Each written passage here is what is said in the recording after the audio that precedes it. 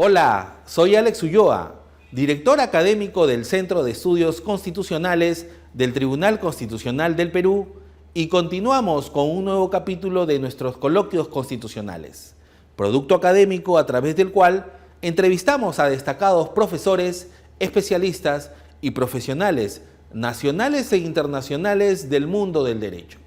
En esta ocasión, entrevistamos a una destacada profesora española de la Universidad Complutense de Madrid. La doctora María José Roca Fernández comparte con nosotros un sólido punto de vista sobre el sistema de justicia constitucional en España. Asimismo, da cuenta de los cambios legislativos en el procedimiento de selección de los magistrados, la reforma del recurso de amparo y la reconducción de la jurisprudencia constitucional española sobre la libertad de expresión. Les doy la más cordial bienvenida a este nuevo capítulo de Coloquios Constitucionales.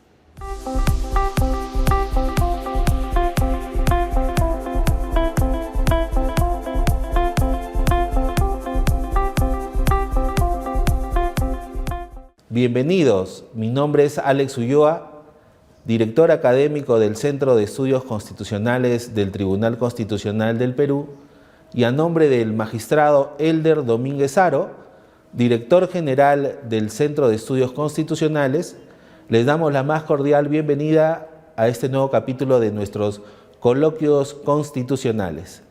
En esta oportunidad vamos a entrevistar a la doctora María José Roca Fernández, catedrática de Derecho Constitucional de la Universidad Complutense de Madrid y vicedecana de Estudios de Posgrado y Títulos Propios de la misma Casa de Estudios. Doctora María José Roca Fernández, bienvenida. Muchas gracias. Bueno, quiero manifestar mi agradecimiento en primer lugar al Centro de Estudios Constitucionales del Tribunal Constitucional del Perú porque ha querido entrevistarme, es para mí un honor, y también a la Universidad Católica de Santa María por la organización del congreso en el que ahora mismo nos encontramos. Muchas gracias. Muchas gracias, doctora. El día de hoy el tema de conversación va a girar en torno a la justicia constitucional en España. Entonces vamos a plantearle algunas primeras preguntas a nuestra invitada. Doctora María José Roca Fernández, cuéntenos un poquito sobre cómo funciona el sistema de justicia constitucional en España, cómo se eligen a los tribunos, a los magistrados en España, quién los elige, cómo es el procedimiento de selección. A ver, coméntenos, por favor. Sí. Bueno, el sistema de justicia constitucional en España es un sistema concentrado, no difuso. Es decir, es típicamente europeo, no como en la Corte Suprema norteamericana. Es un control concentrado porque hemos tomado el modelo de justicia constitucional kelseniano, que luego fue desarrollado tanto en Austria como en Alemania. Y la Constitución española de 1978, hoy vigente, pues ha tomado este modelo de, sobre todo, en otros aspectos, más de Italia o de Francia, pero en concreto en justicia constitucional, fundamentalmente de Alemania, ¿no?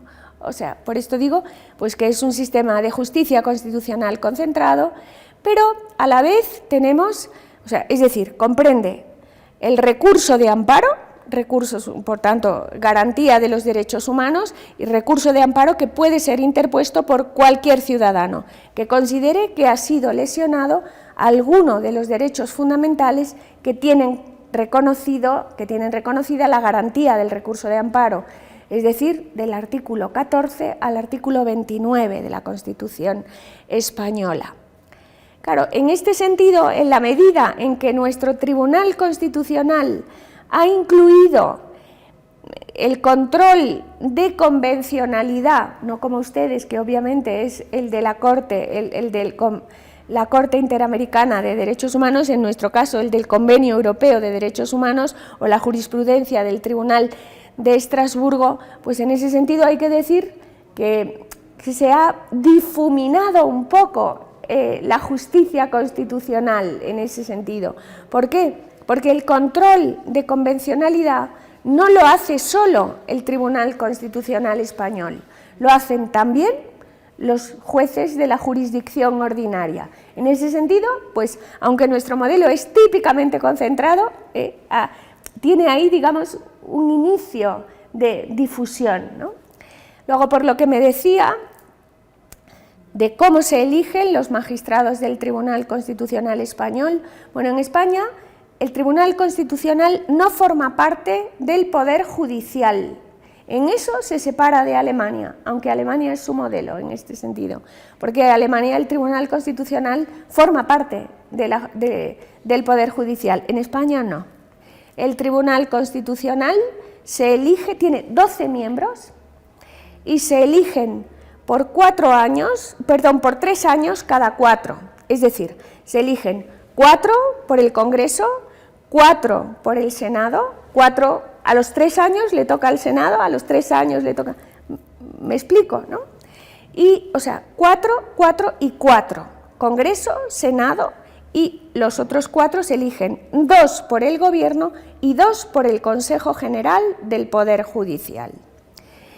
Tanto en el Congreso como en el Senado, pues, bueno, normalmente se llega a un acuerdo entre partidos, como es lógico, ¿no? Hay una comisión de nombramientos, pero se vota en el Pleno, y en el Pleno de cada Cámara, tanto la Cámara Baja como la Cámara Alta. En el Senado, ordinariamente, como el Senado tiende a ser la Cámara de Representación Territorial, pues las comunidades autónomas pueden proponer candidatos al Tribunal Constitucional en el Senado. Y luego están los otros 4 que eligen 2 el Gobierno y 2 el Consejo General del Poder Judicial. Esto ha sido últimamente objeto de una tremenda polémica en España, como seguramente conocen, ¿no? El problema es que el Consejo General del Poder Judicial no ha sido renovado. Entonces, el Gobierno hizo un proyecto de ley para que se cambiara la ley orgánica del Poder Judicial de manera que el Consejo General del Poder Judicial no pudiera hacer los nombramientos que le corresponden cuando hubiera excedido su mandato. Esto tiene en una situación extrema al Tribunal Supremo Español, porque hay muchos magistrados del Tribunal Supremo, sobre todo de la Sala Tercera, que es la Sala de lo Contencioso Administrativo, que se han jubilado y que no han podido ser repuestos, porque el Consejo General del Poder Judicial, que es quien tiene que nombrarlos, no puede hacer nombramientos porque ha caducado su mandato y está en funciones. Bueno, pero entonces tocaba, esto era así, porque el Gobierno hizo un proyecto de ley para modificar la ley orgánica del Poder Judicial, ¿no? Hasta ahora, si el Consejo General del Poder Judicial no se había renovado y estaba en funciones, no obstante, podía hacer nombramientos. ¿Me explico? Pero esto, como digo, por una modificación de la ley orgánica ya no era posible. Pero llega el momento de nombrar 4 magistrados del Tribunal Constitucional, 2 de los cuales corresponden al Gobierno. ¿Me sigue? ¿No? Entonces, el Gobierno volvió a modificar la ley orgánica del Poder Judicial para que el Consejo General del Poder Judicial no pudiera hacer nombramientos, excepto los magistrados que le corresponden del Tribunal Constitucional. ¿Por qué? Porque si el Consejo General del Poder Judicial no podía nombrar los 2 magistrados que le corresponden, entonces el Gobierno tampoco podía nombrar los suyos, porque esos 4 hay que aprobarlos a la vez. Claro, esto ha sido un poco, digamos, sorprendente, por decirlo de modo suave, ¿no? Que se sustraiga al Consejo General del Poder Judicial una función, pero se le vuelva a conceder solo para 2 nombramientos y no para los del Supremo, pues esto tiene ahora mismo a los jueces en España bastante molestos, ¿no? Esa forma de selección de los magistrados del Tribunal Constitucional Español es una modalidad que de alguna manera se trajo al Perú con la Constitución de 1979, ya que nosotros fuimos imbuidos con los conceptos que tenían ustedes de la Constitución del 78 en España. En ese sentido, con la Carta del 79 en el Perú, los magistrados del tribunal, en ese entonces llamado de Garantías Constitucionales, se seleccionaban de la siguiente manera: 3 eran elegidos por el Poder Ejecutivo, 3 eran elegidos por el Poder Legislativo y los otros 3 por el Poder Judicial. Y eran un total de 9. Eso cambió con la Constitución del 93. Hoy en día se han reducido a 7 magistrados y todos son seleccionados por el Congreso de la República. Ese es el caso peruano. En ese contexto yo le preguntaría a usted, ¿cuál es su punto de vista? ¿Cómo debería regularse la selección de los magistrados del Tribunal Constitucional Español a la luz de todas estas modificaciones normativas que usted nos está comentando y que les está trayendo grandes problemas a España? ¿Cómo sería una salida académica, jurídica y, claro está, política, porque es un tema de poder? Bueno, en España ciertamente hemos tenido problemas, tenemos, en el nombramiento de los magistrados del Tribunal Constitucional. Pero ahora mismo, a mi parecer, el mayor problema no es el nombramiento de los magistrados del Tribunal Constitucional, sino la renovación del Consejo General del Poder Judicial. De hecho, el informe Greco, que es el informe sobre el Estado de Derecho que hace el Consejo de Europa de todos los Estados miembros de del Consejo de Europa, pues el informe Greco afea a España que España no haya renovado el Consejo General del Poder Judicial. Esto es, digamos, es llamativo, ¿no? Que no se haya podido llegar a un acuerdo para la renovación del Consejo General del Poder Judicial. Eso es quizá lo más llamativo ahora mismo, ¿no? Claro, eso ha repercutido en el Tribunal Constitucional español. Pero, a mi parecer, el momento más difícil en la renovación del Tribunal Constitucional quizá no haya sido ahora, sino tiene, digamos, en España, sí, los partidos no se ponen de acuerdo, bien sea para que el nombramiento lo haga el Congreso o el Senado, a fin de cuentas es siempre un acuerdo de partidos, ¿no? Ya corresponde al Congreso o al Senado. Si no se ponen de acuerdo en la renovación, lo que ocurre es que el magistrado al que se le ha terminado su mandato continúa en ejercicio de sus funciones, continúa en funciones, pero continúa, ¿me sigue? ¿No? Entonces, el nuevo que es nombrado tiene menos tiempo de mandato, porque el otro ha consumido parte de lo que le correspondía. Eso yo lo veo como un desajuste, ¿me explico? ¿Qué me parece a mí? Bueno, le voy a decir cómo es la solución en Alemania, ¿no? La solución en Alemania es: en Alemania solo nombran magistrados del Tribunal Constitucional Federal el Bundestag y el Bundesrat, o sea, Congreso y Senado, a través de la Comisión de Nombramientos. Bueno, pero si no llegan a un acuerdo, el propio Tribunal Constitucional le propone al órgano que le corresponde 3 nombres y le dice: entre estos elijan. O sea, es un modo de, lo digo entre comillas, ¿no?, coaccionar un poquito al órgano político al que le corresponde a que cumpla con su función. Y a mí me parece que tendría que haber, o sea, en España no lo hay, un mecanismo subsidiario, no lo hay. Y a mí me parece que sería bueno que hubiera un mecanismo subsidiario cuando no se llega a un acuerdo. Le entendemos. Entonces usted coincide con la posición de seleccionar al estilo alemán, que es básicamente a través del Poder Legislativo. Le planteo lo siguiente: en Bolivia, por ejemplo, los magistrados del Tribunal Constitucional se eligen por voto popular. ¿Qué le parece a usted eso? A mi parecer, eso es quizá, si me lo permite decir así, un poco populista. O sea, no me parece, yo soy una decidida partidaria de la democracia representativa.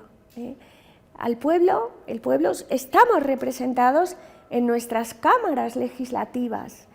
Elegir a los magistrados del Tribunal Constitucional por voto popular, bueno, yo respeto, obviamente, la decisión de la República de Bolivia, pero yo no quisiera eso para España. Muy bien. Doctora Roca Fernández, ¿cuáles son las sentencias que hayan causado un poco de polémica en España a raíz de las decisiones del Tribunal Constitucional Español en los últimos años? ¿Qué nos puede contar? Sí. Bueno, o sea, yo le diría, si pienso en la historia de nuestra jurisdicción constitucional o de nuestra justicia constitucional, desde que el Tribunal Constitucional se puso en marcha hasta ahora, quizá las decisiones, o sea, en la historia del Tribunal Constitucional, los dos hitos quizá más importantes han sido la reforma del recurso de amparo del año 2007, que de algún modo supuso la objetivación del recurso de amparo. Ahora mismo, para interponer un recurso de amparo y que sea admitido, no basta la lesión de un derecho fundamental, sino que esa lesión ha de tener relevancia constitucional. Eso, de algún modo, de algún modo supone la objetivación del recurso de amparo. Eso ha sido muy importante, a mi parecer, en la historia de nuestra jurisdicción constitucional. Esto por una parte. Ahora, si me dice las sentencias más importantes, pues hombre, sin duda, la sentencia del Tribunal Constitucional que orienta acerca de qué cuestiones considera el Tribunal Constitucional que suponen verdadera relevancia constitucional, ¿no? Que esto orienta mucho a los abogados que interponen recursos de amparo. Por ejemplo, si se plantea un recurso de amparo alegando entre los motivos de relevancia constitucional que ese recurso de amparo da al Tribunal Constitucional la ocasión de incorporar a la jurisdicción, a la doctrina constitucional española, algún estándar europeo del Tribunal Europeo de Derechos Humanos, eso es relevancia constitucional. Bueno, pues esa es una sentencia importante, ¿no? A mi parecer. Sentencias importantes han sido, o sea, yo le diría, en materia de de derechos humanos, sentencias importantes han sido, sobre todo, en materia de libertad de expresión, porque hemos sido condenados reiteradamente por el Tribunal Europeo de Derechos Humanos. La concepción de la libertad de expresión hasta ahora de la jurisdicción constitucional española era más restrictiva que la que tiene el Tribunal Europeo de Derechos Humanos, sobre todo en lo que se refiere a símbolos del Estado, ofensas a la bandera, y sobre todo en lo que se refiere a la jefatura del Estado, quema de la esfinge del rey por separatistas en Cataluña o País Vasco, ¿no? Entonces, estas han sido sentencias españolas que, por haber sido objeto de condena en el Tribunal Europeo de Derechos Humanos, han condenado al Reino de España, pues han tenido, yo diría, cierta relevancia, ¿no? Y porque han marcado una tendencia de interpretación en un derecho fundamental muy importante para la democracia, como es el derecho a la libertad de expresión. Ya le digo, en derechos humanos yo le diría la objetivación del recurso de amparo y, bueno, la reconducción de la jurisprudencia constitucional española, alineándola con la europea en materia de libertad de expresión. Estas son las que yo le diría. Bueno, también quizá en lo que se refiere a derechos humanos, la exigencia de la doble instancia penal. Ustedes le llaman el derecho al equitativo proceso, nosotros el derecho a la tutela judicial efectiva, pero es lo mismo, ¿no? Es el mismo derecho fundamental. Estas considero que son las más importantes. Por lo que se refiere a la atribución de competencias, en España es una materia constitucional importante la atribución de competencias entre el Estado y las comunidades autónomas, ¿no? Pues ahí fue importante la sentencia que reconoció a Cataluña el derecho a tener un código de obligaciones propio, ¿no? O sea, es decir, y otras muchas, vamos. Pero quizá esos dos son los temas fundamentales. Atribución de competencias, derechos fundamentales. Y una pregunta adicional, doctora. Le escucho comentar acerca del recurso de amparo y en este último caso la definición de competencias. Entiendo que el Tribunal Constitucional Español solo conoce el proceso de amparo y de un proceso competencial, ¿o qué otras competencias tiene? ¿Qué más puede ver? Como en el caso peruano, por ejemplo, tenemos el proceso de habeas corpus, el proceso de habeas data. ¿Qué otras materias conoce el Tribunal Constitucional Español? El Tribunal Constitucional Español conoce el recurso de amparo, recurso de inconstitucionalidad contra las leyes, conflicto de competencias entre órganos constitucionales. En ese sentido, nuestro conflicto de competencias es en parte objetivo y en parte subjetivo. Conflicto de competencias, y también conoce la llamada cuestión de inconstitucionalidad. O sea, esto y el recurso previo de inconstitucionalidad, estos son todos los que le explico. Bueno, estoy segura que usted lo sabe, pero para nuestros oyentes, ¿qué es la cuestión de inconstitucionalidad y qué es el recurso previo de inconstitucionalidad? La cuestión de inconstitucionalidad es la que plantea cualquier juez de la jurisdicción ordinaria cuando considera que una ley aplicable al caso y que es decisiva en la resolución de ese caso es inconstitucional. Entonces, el juez no puede nunca dejar de aplicar la ley, pero si considera que es inconstitucional, eleva una cuestión de inconstitucionalidad. Paréntesis, entonces la cuestión de inconstitucionalidad es un proceso o un recurso a pedido de un juez ordinario. Sí. Que eleva una consulta al Tribunal Constitucional. Exacto, así es. Muy bien, y finalmente, porque ya el tiempo es complicado para las entrevistas, coméntenos, usted también nos decía acerca de la cuestión previa, entiendo. Esta es la cuestión previa de inconstitucionalidad, se da en el caso de los estatutos de autonomía. Esto fue un poco, o sea, la cuestión previa de inconstitucionalidad existía en España, luego se suprimió y luego se ha vuelto a introducir en la Ley Orgánica del Tribunal Constitucional a consecuencia del Estatuto de Autonomía de Cataluña. O sea, ocurrió lo siguiente: Cataluña aprobó un Estatuto de Autonomía. Que los estatutos de autonomía tienen que aprobarse, lógicamente, en los órganos legislativos de cada autonomía, de cada comunidad autónoma. Luego pasan a aprobarse como ley orgánica en el Parlamento español.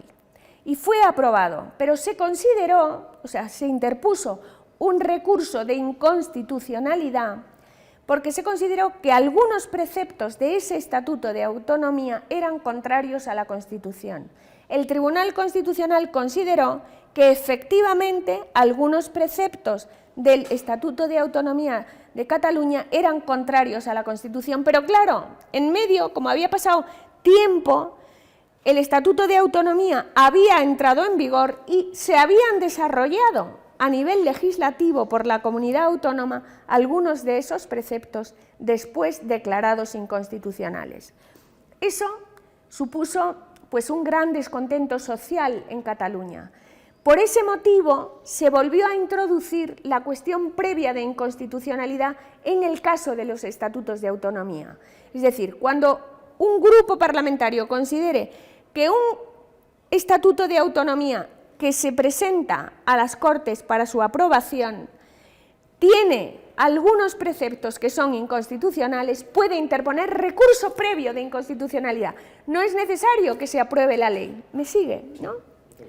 Bueno, pues estos son amparo, cuestión de inconstitucionalidad, recurso de inconstitucionalidad, cuestión previa de inconstitucionalidad o recurso previo de inconstitucionalidad, conflicto de competencias. Y finalmente una pregunta para concluir la entrevista, para diferenciar, ¿no? En el Perú los procesos de habeas corpus están relacionados a las vulneraciones de la libertad individual, ¿no?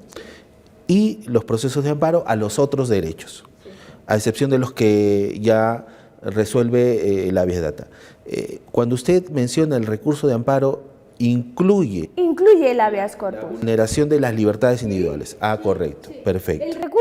El habeas corpus es un derecho más de los que tienen recurso de amparo. Es uno más. Sí, sí.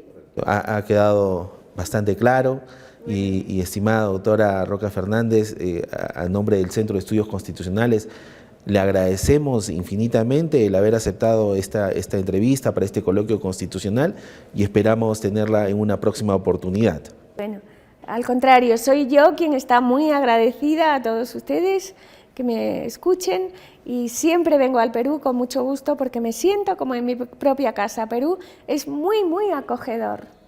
Muchísimas gracias, muchísimas gracias.